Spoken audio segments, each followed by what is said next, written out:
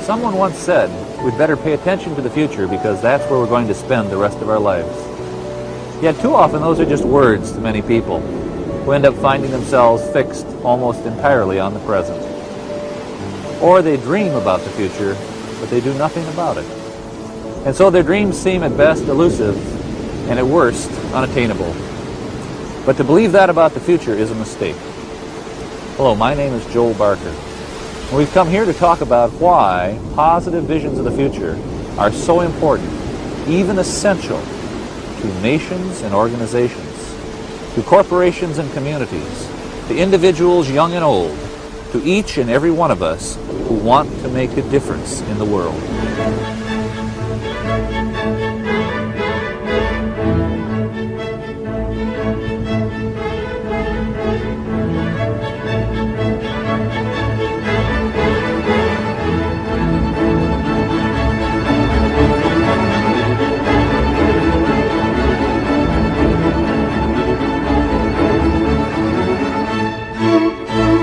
I began my study of the future in 1973, just as the Vietnam War was ending.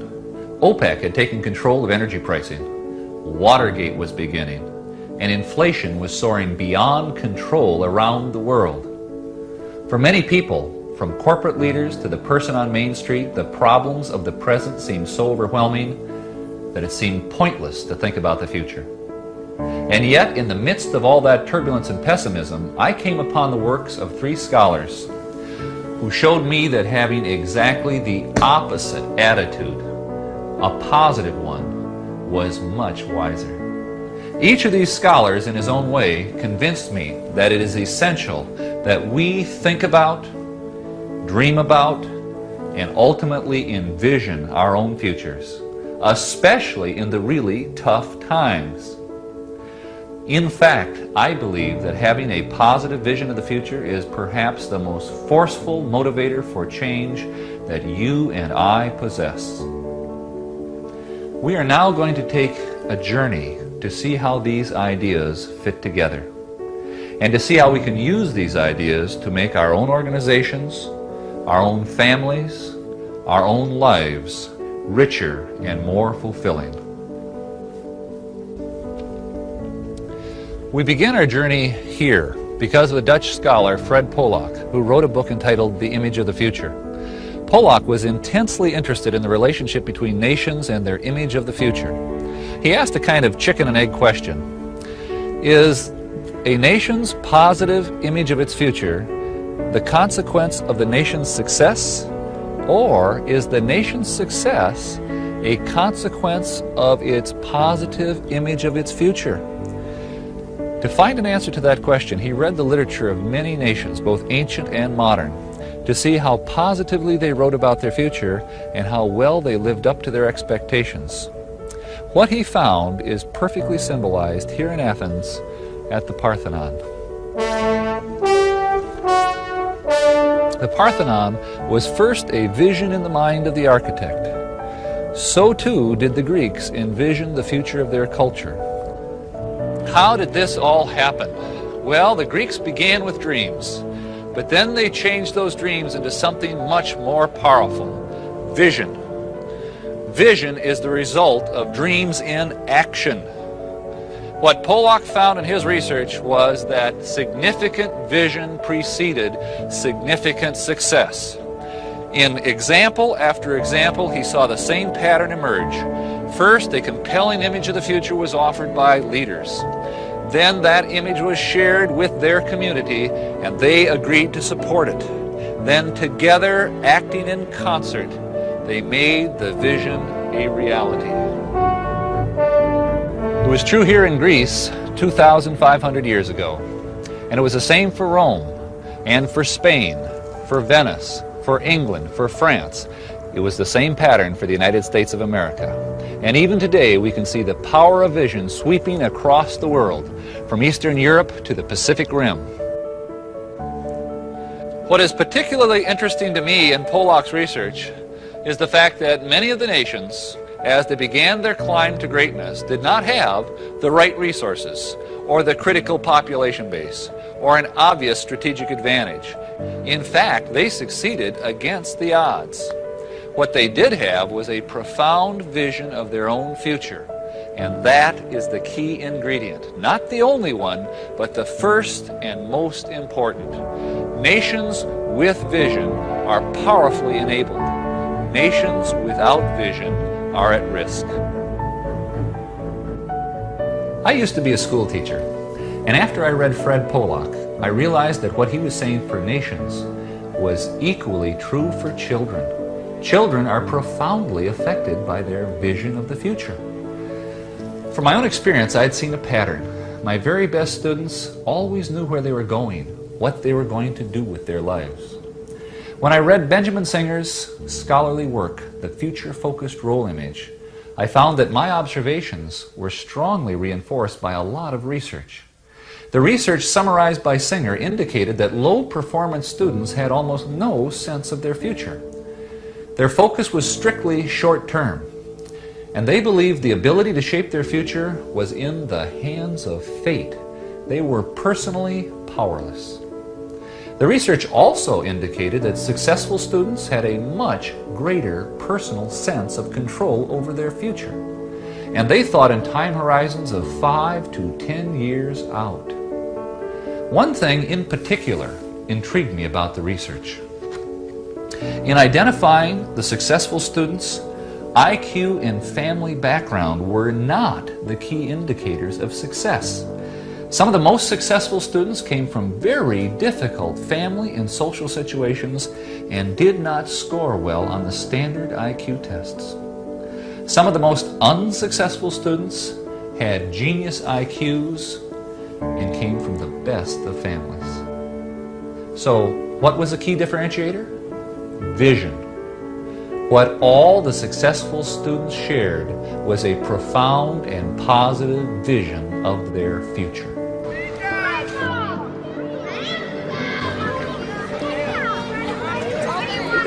I can think of no better place to bring Singer's observations to life than to visit this elementary school, PS 121, in Harlem, in New York. Here in 1981, Eugene Lang came to give the commencement speech. He had graduated from PS 121 in 1933 and was now a successful, wealthy, self-made man. He had a lot of concern over the problems these children faced, and so he was planning to try to instill some hope in them. But as he sat on this platform and looked across the faces of those sixth graders and their family and their friends, he realized that words alone would have little meaning. So on the spot, he changed his speech. And the changes in his speech would change the lives of those children forever. He began by making a personal connection to the children by telling them how he had been in Washington, D.C. when Martin Luther King had given his famous "I Have a Dream" speech. Then he said to those sixth graders, "Everyone must have a dream. Your dream is important. It can be your future, and education is the key to that future." He spoke to their journey through junior high and then senior high school and then on to college. But when he said college, he realized that college must seem unattainable to most of these kids. So he said to them, "And don't think for a minute you can't go to college, because you can."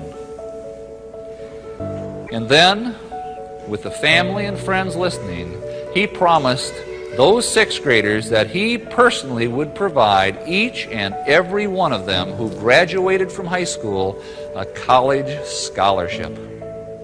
Here were these sixth graders thinking that they could not expect to go to college, and all of a sudden, this promise. Mr. Lang sat down to the cheers of the audience, but he knew that money alone was not going to make this happen. He would have to provide a pathway to the promise.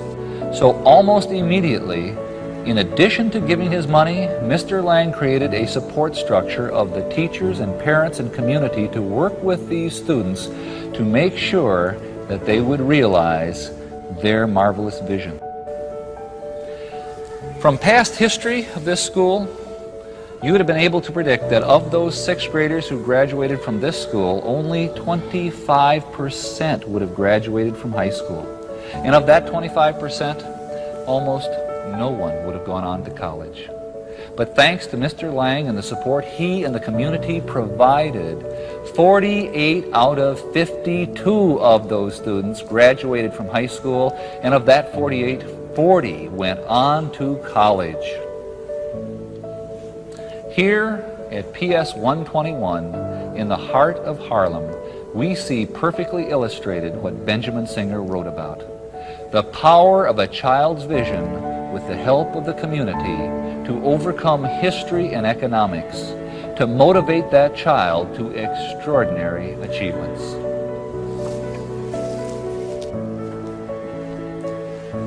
So, when we ask our children, what are you going to be when you grow up? We are helping them to think about something that is very important. Never treat their answers as trivial, even if they change their mind every week. We listen to show our children that their dreams of the future are significant, and our interest in their dreams builds their confidence and ability to shape their own future. For nations, for children, we see the same pattern, the same power, the power of vision.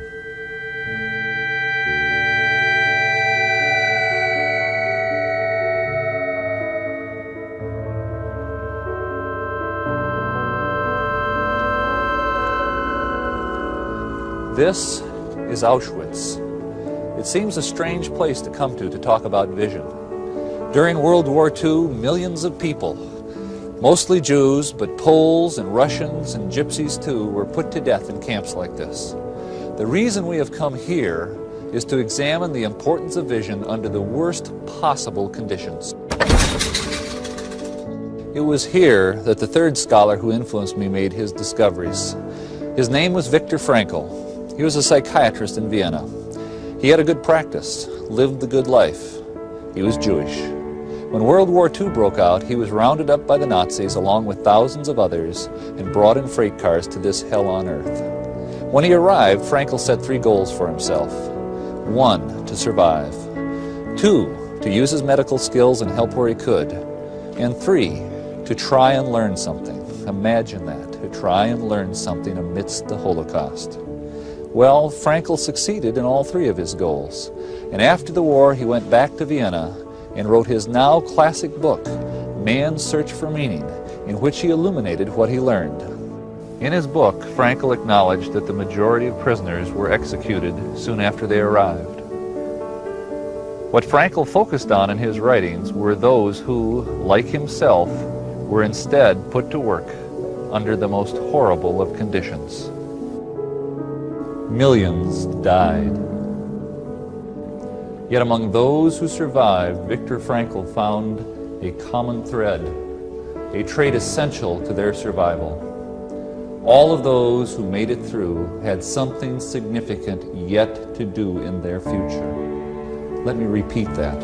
All of those who made it through had something significant yet to do in their future. And here we see the pattern again. The power of a vision of the future to help overcome seemingly insurmountable odds. Let me illustrate with one of Frankl's stories. 2 men were going to commit suicide. It was a common occurrence here in the camp. Their friends literally saved their lives by reminding them of their future. For the one, it was his child whom he adored and who was waiting for him in a foreign country. For the other, it was a thing, not a person. This man was a scientist and had written a series of books which still needed to be finished. His work could not be done by anyone else. And once they were reminded of their responsibilities to their future, they accepted it and were empowered to continue and survive. It worked for Frankl, too. He writes, "Almost in tears from pain, I kept thinking of the endless little problems of our miserable life. What would there be to eat tonight? If a piece of sausage came as an extra ration, should I exchange it for a piece of bread? Should I trade my last cigarette, which was left from a bonus I received a fortnight ago, for a bowl of soup? How could I get a piece of wire to replace the fragment which served as one of my shoelaces? Who could help me to obtain work in camp instead of undertaking this horribly long daily march. I became disgusted with the state of affairs which compelled me daily and hourly to think of only such trivial things. I forced my thoughts to turn to another subject. Suddenly I saw myself standing on the platform of a well-lit, warm and pleasant lecture room. In front of me sat an attentive audience on comfortable upholstered chairs. I was giving a lecture on the psychology of the concentration camp. By this method, I succeeded somehow in rising above the situation, above the suffering of the moment, and he observed them as if they were now of the past. Frankl's message is clear. It is essential for you, for me, to have something significant yet to do, to have a positive vision of our future, because that is what gives meaning to life. Frankl wrote, "It is a peculiarity of man that he can only live by looking to the future. And this is his salvation in even the most difficult moments of his existence."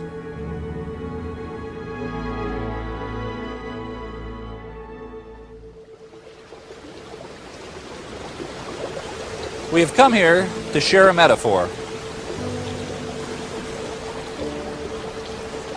You see, in our lives, we all have rivers to cross.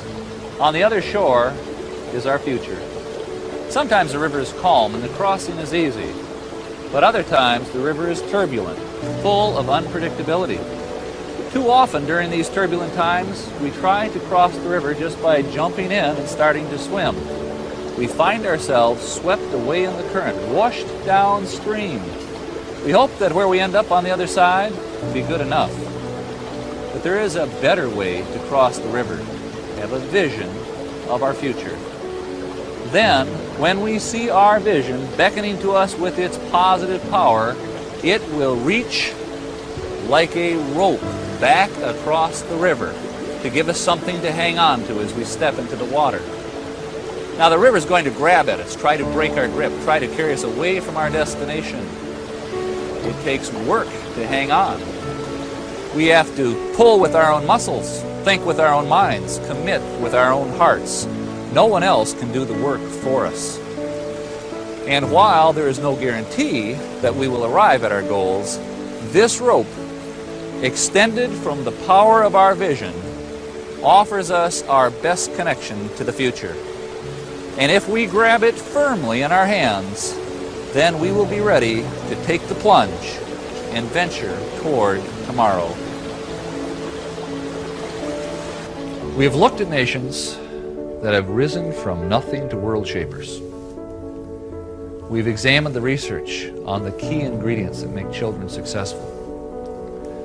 We have visited a place where people were put through the most difficult conditions that human beings could be put through and survived. And all of these have a common thread: the power of a positive vision of the future. Now, I bet I know what you're all thinking. Where is the corporate discussion? If it works for nations, and it works for kids, and it works for adults, does it work for organizations? Of course. In fact, this discussion is fundamental to human nature at all scales. Organizations are one of the best places to see this illustrated because they have the proper size and complexity to really use vision's power. Think about organizations, beginning and mature, profit and non-profit, who are doing amazingly well, and I'll bet they're being driven by a vision. Let me give you some examples. Boeing, for instance, with its vision of a world-spanning huge plane that became the 747. Or Sony, with its vision of entertainment for everyone, the Walkman. French Telecom, the French telephone company that decided it would be the best phone company in Europe, when maybe it was the worst. IBM, that bet the corporation on its vision of the 360 series mainframe computer. Milliken and Company with its relentless pursuit of excellence. the Salvation Army, a nonprofit group that's had a 100-year vision to help the poor and the destitute. And Toyota, whose vision is not to be just the best car company in the world, but the biggest. So, question, what makes up great vision?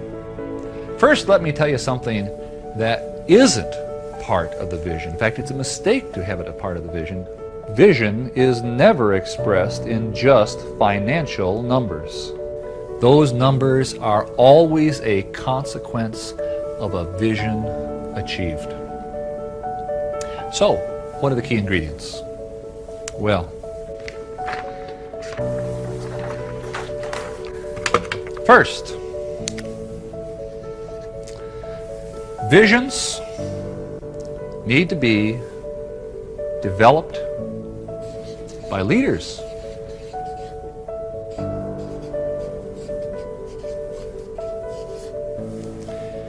Visions are not created by the masses.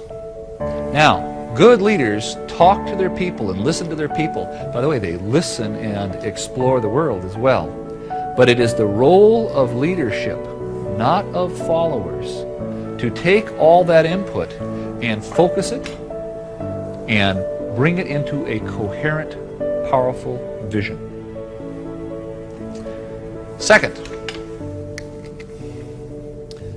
visions of the leaders must be shared with their team, and the team must agree to support it.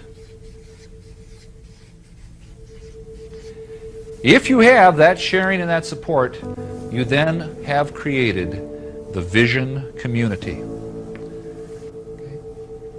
For organizations, the sharing, by the way, creates agreement on direction. And once you have direction agreement, it in fact improves your decision making significantly, because every decision can be measured against the vision's direction. The vision community must act together to bring the vision to reality. Third, a vision, in order to be successful, must be comprehensive and detailed. Generalities just won't do. We want to be number one in the marketplace. We want to be a world-class company. We want to be the most innovative in our industry. Those are nice words, but they don't make a vision. To have a vision, we must know how and when and why and what with enough precision so that each member in the vision community can find his or her significant and important place in the vision. Everyone must know how they are going to contribute and participate. Fourth, vision must be positive and inspiring. A vision should have reach. It should challenge each and every one of us to grow substantially, to stretch their skills, to reach beyond their ordinary reach. A vision must be worth the effort. When you create your vision, it is better to err on the side of too great a vision than not great enough. Joel, it seems to me, I like what you're saying about vision, but you haven't mentioned values anywhere. That's a good question. Someone once said to me, in turbulent times like what we're living in now, the only thing that'll get you through is your values. I suggested there was another way to think about that. Values are the way you measure the rightness of your direction. You see, without values, you might in fact create a vision that's immoral or unethical. Values protect you from making that mistake. But values, even though they are essential to vision, cannot give you direction. Only vision can do that. It is the role of vision to determine your destination.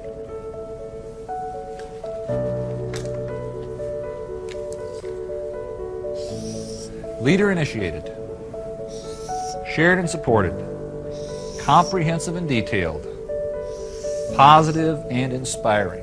When you get all of those put together, you've got your vision community.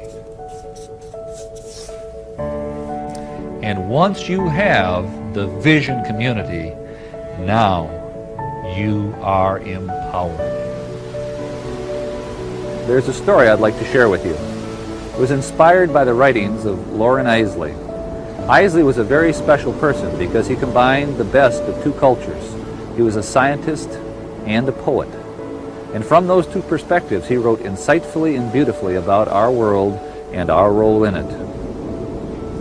Once upon a time, there was a wise man, much like Eiseley himself, who used to go to the ocean to do his writing. He had a habit of walking on the beach before he began his work. One day, he was walking along the shore. As he looked down the beach, he saw a human figure moving like a dancer.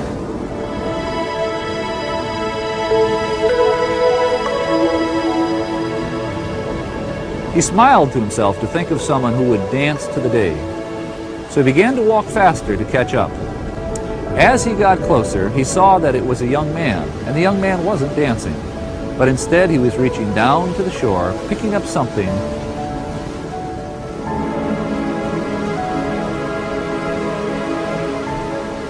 and very gently throwing it into the ocean.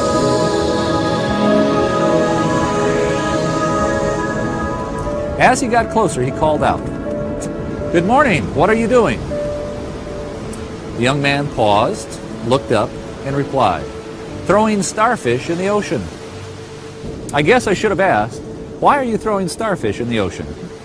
"The sun is up, and the tide is going out, and if I don't throw them in, they'll die." "But young man, don't you realize that there are miles and miles of beach and starfish all along it? You can't possibly make a difference." The young man listened politely, then bent down, picked up another starfish,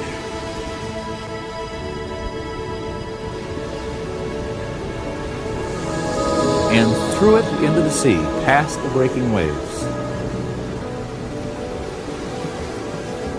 It made a difference for that one. His response surprised the man. He was upset. He didn't know how to reply. So instead he turned away and walked back to the cottage to begin his writings. All day long as he wrote, the image of that young man haunted him. He tried to ignore it, but the vision persisted.